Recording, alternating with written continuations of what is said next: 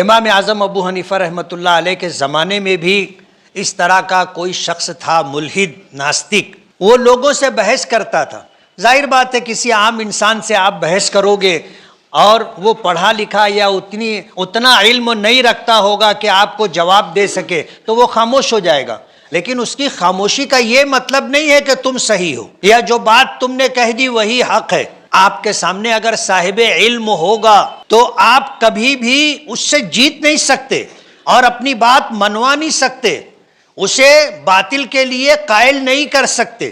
امام اعظم ابو حنیفہ رحمۃ اللہ علیہ کے زمانے میں بھی کتابوں میں واقعہ ملتا ہے، ایک دہریہ تھا خدا کے وجود کا منکر، وہ لوگوں سے بحث کیا کرتا تھا اور لوگ اسے مطمئن نہیں کر پاتے تھے، دلائل نہیں دے پاتے تھے۔ وہ خلیفہ کے دربار میں آ گیا اور آ کر کے اس نے اپنا یہ معاملہ رکھا۔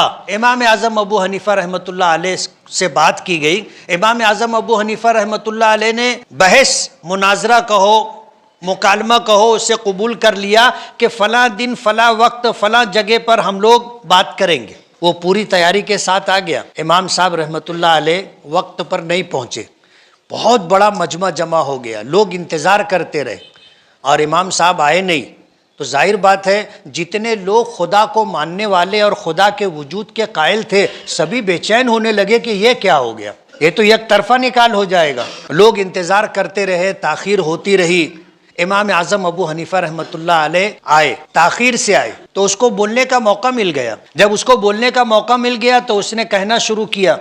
جب وہ کہہ چکا تو امام صاحب فرمانے لگے کہ میں گھر سے نکلا یہاں آنے کے لیے، تو میں جیسے ہی گھر سے نکلا تو میرے گھر کے سامنے ایک دریا بہنے لگ گیا۔ میں پریشان کھڑا تھا کہ یہ دریا کیسے پار کروں، کیسے عبور کروں۔ تو میں نے دیکھا کہ ایک درخت تھا، وہ خود بخود کٹا، گرا، چرا اور جڑا اور کشتی بن گئی۔ تو میں اس پر بیٹھا اور اس کے بعد دریا پار ہوا اور اس کے بعد میں آیا تو آنے میں مجھے دیر ہو گئی۔ تو وہ ہنسنے لگا اور وہ کہنے لگا کہ ان کا دماغ چل گیا ہے۔ چلنا سمجھتے ہو نا، دماغ چل گیا ہے۔ کہیں دریا خود بخود وجود میں آتا ہے کہ دریا نہیں تھا اور یہ آئے تو دریا بہنے لگ گیا، بن گیا، اور کہیں ایسا ہوتا ہے کہ درخت ہے خود بخود کٹے، خود بخود چرے، خود بخود کشتی بن جائے۔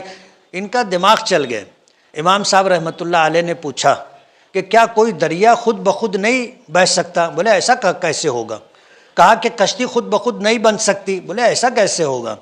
تو بولے جب ایک دریا خود بخود نہیں بہہ سکتا، نہیں بن سکتا، ایک کشتی جو معمولی چیز ہے خود بخود نہیں بن سکتی، تو اتنا بڑا آسمان، اتنی بڑی زمین، تم اور میں اور یہ سب اور یہ پوری کائنات خود بخود کیسے بن گئی؟ تم نے یہ مان لیا کہ ایک دریا خود بخود نہیں بن سکتا، ایک کشتی خود بخود نہیں بن سکتی۔ میں نے واقعہ مختصر کیا، وقت نہیں ہے۔ امام صاحب نے فرمایا میں دیکھ رہا تھا زمین پھٹی اور پھر ایک پودا نکلا اور وہ پودا بڑا ہوتے ہوتے پورا درخت بن گیا، اور اتنا بڑا درخت بنا، اتنا تناور بنا کہ اس سے جو ہے لکڑی کے تختے بن سکتے تھے۔